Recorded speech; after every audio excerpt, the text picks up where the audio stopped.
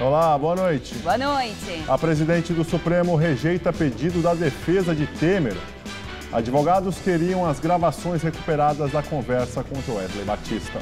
O acordo de delação de Doleiro envolve acusações a Temer. Lúcio Funaro liga o presidente ao dinheiro ilegal entregue a Gedel. A força-tarefa da Lava Jato em São Paulo já tem 12 inquéritos. Revelações da Odebrecht atingem campanhas políticas do PSDB e do PT.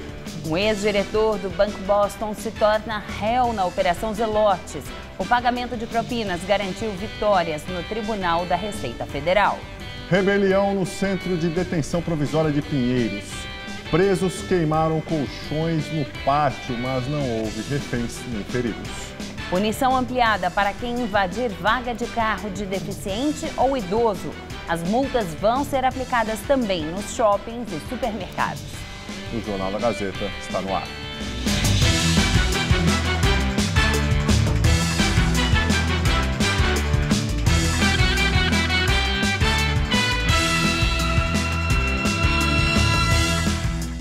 Controlada a rebelião no Centro de Detenção Provisória de Pinheiros. Mais cedo, presos atearam fogo em colchões e abriram um buraco entre os pavilhões 1 e 4.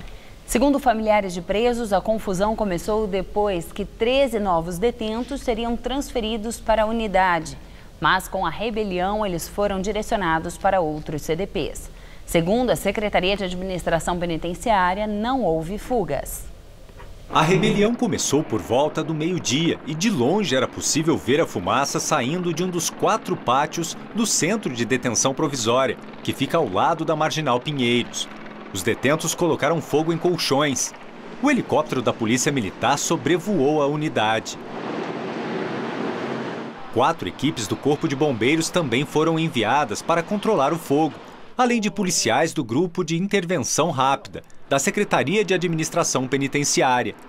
A PM chegou a fazer um cerco no local para evitar fugas.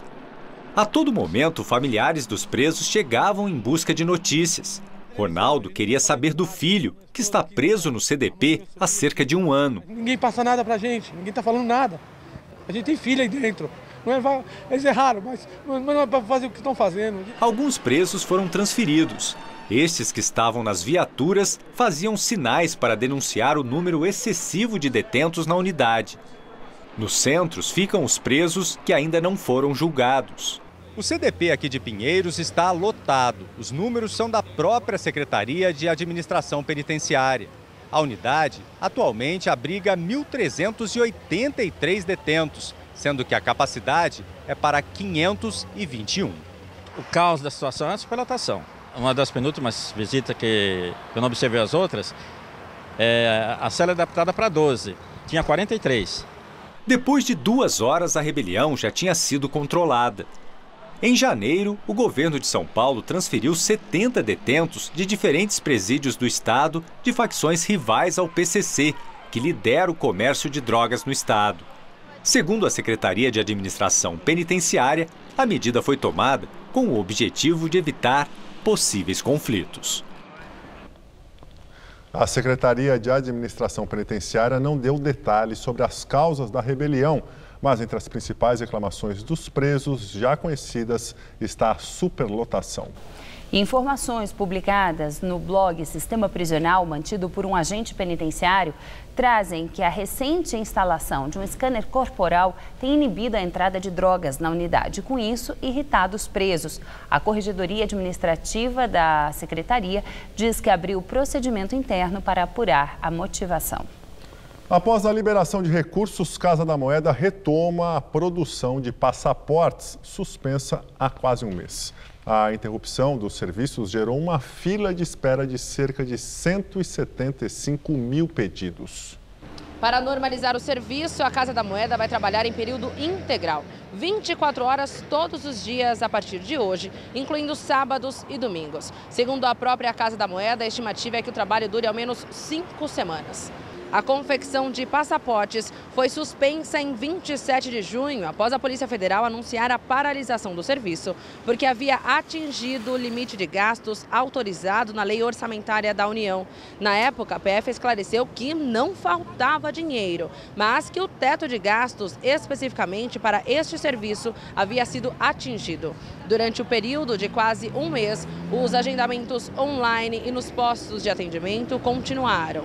No entanto, 175 mil pedidos ficaram parados. Na última sexta-feira foi publicado no Diário Oficial da União a liberação de 102,3 milhões de reais como crédito suplementar à Polícia Federal para que a produção de passaportes seja mantida até o fim do ano. A Casa da Moeda explicou ainda que a entrega dos documentos vai seguir a ordem cronológica, ou seja, quem fez o pedido primeiro vai receber primeiro. O Eduardo precisou entrar na justiça para conseguir o passaporte do filho.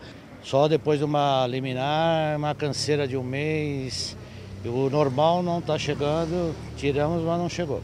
E qual que era a necessidade? Já estava com viagem pronta? Estava com curso em Michigan que ia fazer. E daí não tinha como adiar? Não tinha, fui lá em Santos, fui em todo lugar aí para tentar tirar.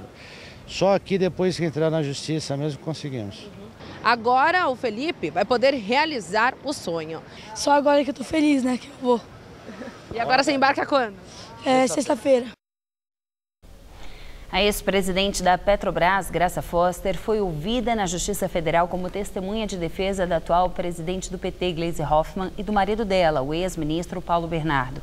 Eles são acusados de receber dinheiro desviado da estatal. O pedido foi feito na semana passada pela defesa de Temer, que queria ter acesso a 7 gravações inéditas recuperadas pela Polícia Federal na perícia feita no áudio da conversa gravada por Joesley com Temer, em março, no Palácio do Jaburu. Ao Supremo, os advogados alegam que 7 gravações não foram juntadas ao inquérito.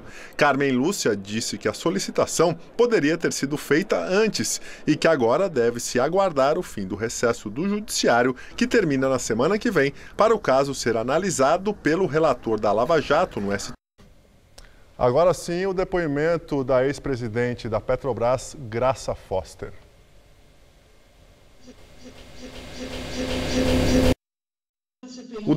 O depoimento de Graça Foster ocorreu na 9ª Vara Criminal do Rio de Janeiro. Diante do juiz instrutor Paulo Marcos de Farias, que trabalha no gabinete do ministro Edson Fachin, a ex-presidente da Petrobras negou que Gleisi Hoffmann e Paulo Bernardo tivessem tido alguma participação em decisões da estatal durante a gestão dela na empresa que justificasse recebimento de propina. Graça Foster também afirmou que não houve pedido do casal para que o ex-diretor Paulo Roberto Costa permanecesse no cargo do qual ele foi demitido assim que ela assumiu a presidência da empresa. Segundo delação do próprio Paulo Roberto Costa, Gleisi Hoffmann e Paulo Bernardo pediram R$1 milhão para abastecer a campanha da senadora petista em 2010. O dinheiro teria sido entregue por um intermediário do doleiro Alberto Youssef a um empresário ligado ao casal. Segundo Costa, a quantia teria sido repassada em 4 parcelas de R$250 mil.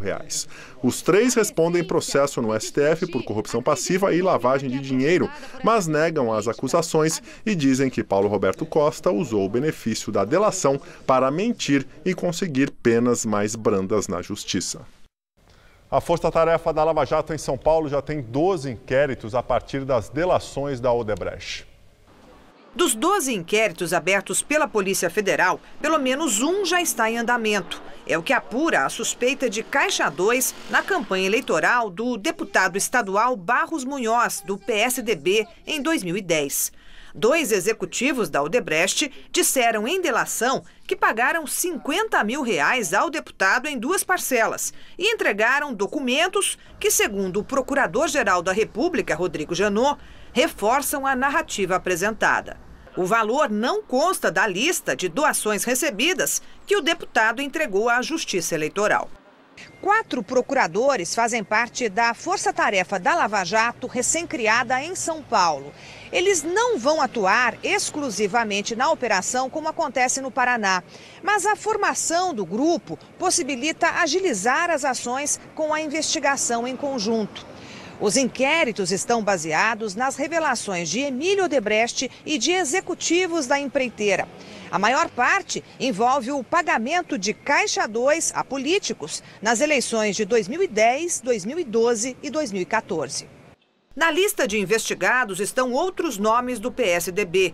O suplente de senador José Aníbal, o ex-deputado Edson Aparecido, que foi chefe da Casa Civil do governo Alckmin, e o ex-deputado estadual Ricardo Montoro. A suspeita é de que o dinheiro que foi parar no Caixa 2 de campanhas eleitorais saiu de obras públicas superfaturadas. Estão na mira dos investigadores a construção da rodovia Carvalho Pinto e a obra da linha 2 verde do metrô. Entre os petistas serão investigados o ex-deputado José Genuíno, o candidato ao governo de São Paulo em 2014, Alexandre Padilha, e o ex-prefeito Fernando Haddad. Das 14 petições encaminhadas pelo ministro do Supremo, Edson Fachin, à primeira instância em São Paulo, 2 ainda estão em análise pela Força Tarefa e envolvem o ex-presidente Lula. Uma trata do suposto pagamento de uma mesada a José Ferreira da Silva, irmão de Lula. E outra do suposto auxílio da Odebrecht a Luiz Cláudio Lula da Silva, filho do ex-presidente, na promoção de um campeonato de futebol americano. Todos os citados negam qualquer irregularidade. A presidente do Supremo Tribunal Federal, ministra Carmen Lúcia, negou o pedido de urgência da defesa do presidente Michel Temer para obter áudios recuperados de gravadores do empresário Joesley Batista, um dos donos da JBS Friboi. O pedido foi feito na semana passada pela defesa de Temer, que queria ter acesso a 7 gravações inéditas recuperadas pela Polícia Federal na perícia feita no áudio da conversa gravada por Joesley com Temer em março no Palácio do Jaburu. Ao Supremo, os advogados alegam que 7 gravações não foram juntadas ao inquérito. Carmen Lúcia disse que a solicitação poderia ter sido feita antes e que agora deve-se aguardar o fim do recesso do Judiciário, que termina na semana que vem, para o caso ser analisado pelo relator da Lava Jato no STF, ministro Luiz Edson Fachin. E destacou que não caberia a ela reconsiderar o que foi decidido por Fachin, que avaliou ser necessário ouvir primeiramente a Procuradoria-Geral da República, que ainda não se manifestou. Ao fechar acordo de delação com o Ministério Público no âmbito da Lava Jato, Joesley entregou a gravação da conversa com Temer. Com base nela, a Procuradoria-Geral da República denunciou o presidente por corrupção passiva.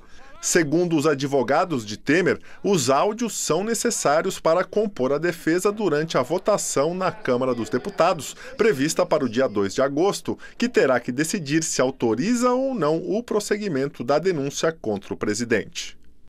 Depois de ser preso por 10 dias por obstrução à justiça, ex-ministro Gedel Vieira Lima, do PMDB, também pode ser denunciado pelos crimes de corrupção passiva e lavagem de dinheiro. O Ministério Público apura o destino que o PMDBista dava para a propina que o doleiro Lúcio Funaro disse repassar a ele. Gedel Vieira Lima é investigado na Operação Cui Bono, que apura fraudes na liberação de recursos do FI e FGTS a empresas em troca de propina. O fundo de investimentos que usa recursos do FGTS é operado pela Caixa Econômica Federal.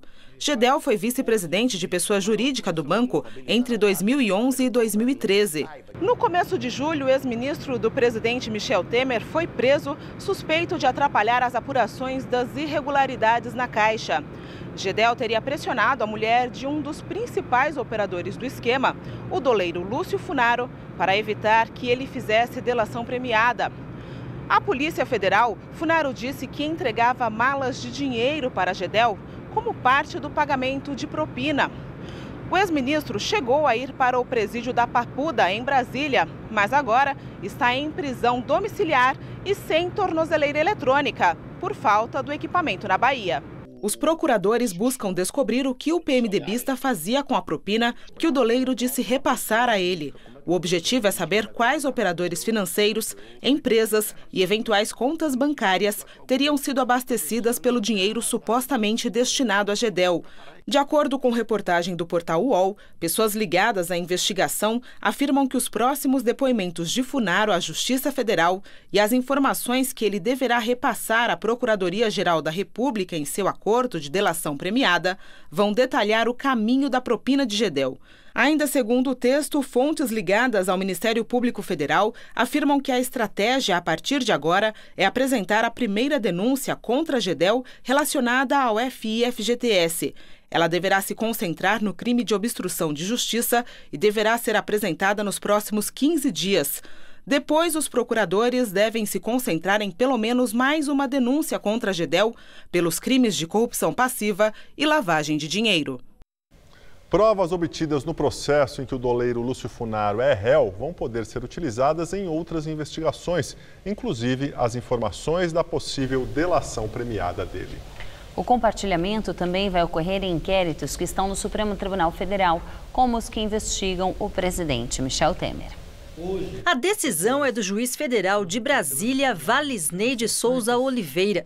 Mesmo antes de fechar um acordo de delação premiada, as acusações feitas por Lúcio Funaro contra Michel Temer podem ser usadas em inquérito que investiga o presidente por organização criminosa no Supremo. Em depoimento há cerca de 10 dias, Funaro afirmou que Temer havia orientado a distribuição de 20 milhões de reais desviados de fundos públicos da Caixa Econômica Federal para bancar campanhas eleitorais. O doleiro disse ainda que o presidente sabia do pagamento de propina feito pela Odebrecht para conseguir contratos na Petrobras. Funaro está preso há 1 ano.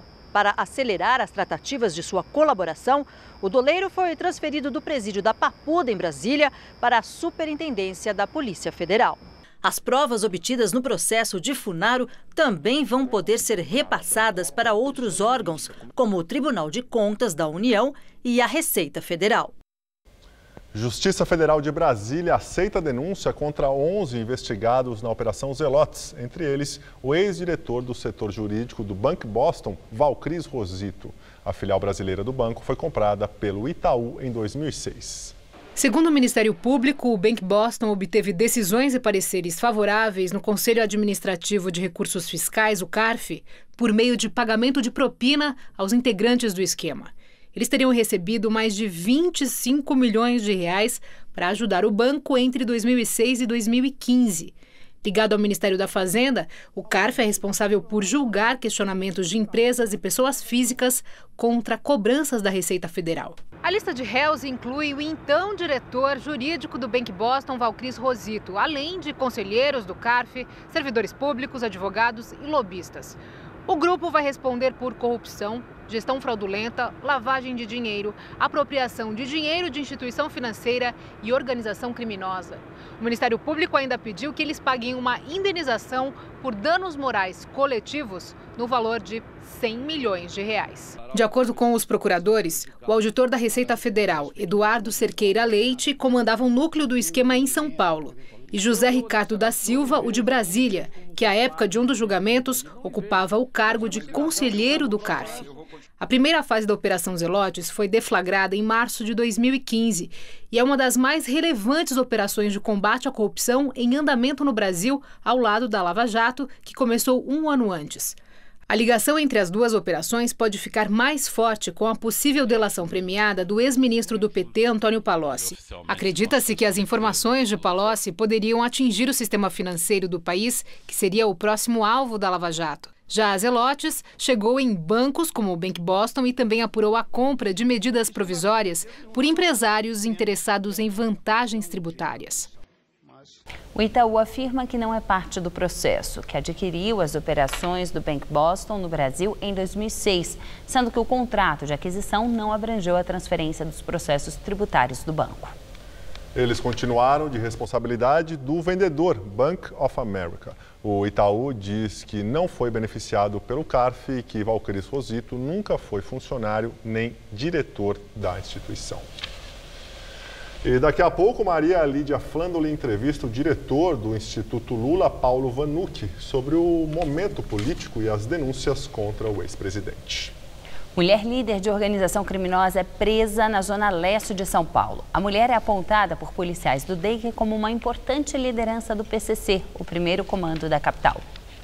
Thalita Buzaide Martorano, de 27 anos, era procurada desde o final do mês passado, quando conseguiu fugir durante o estouro de um cativeiro, onde uma empregada doméstica seria julgada pelo Tribunal do Crime, acusada de furto. A prisão aconteceu no início da noite de ontem, numa lanchonete, num hipermercado da região de Cangaíba, na zona leste da capital. Na ocasião, os policiais prenderam 2 homens e 2 mulheres, mas a empresária conseguiu fugir do local. Segundo o delegado responsável pelo caso, Thalita responderá pelo sequestro da empregada e por atividades junto ao PCC. Agora as notícias internacionais. A Venezuela entra na semana decisiva para a crise política que atinge o governo do presidente Nicolás Maduro há meses. Há poucos dias da eleição para escolher os responsáveis por elaborar a nova Constituição do país, a oposição voltou a convocar uma nova greve geral de 48 horas para quarta-feira e quinta-feira. Na semana passada, uma greve geral de 24 horas teve adesão parcial dos venezuelanos. Houve confrontos nas ruas e dezenas de presos. A coalizão da oposição no país também convocou uma marcha em Caracas na sexta, na última tentativa de fazer com que Maduro desista de realizar a Constituinte. Os planos da oposição foram criticados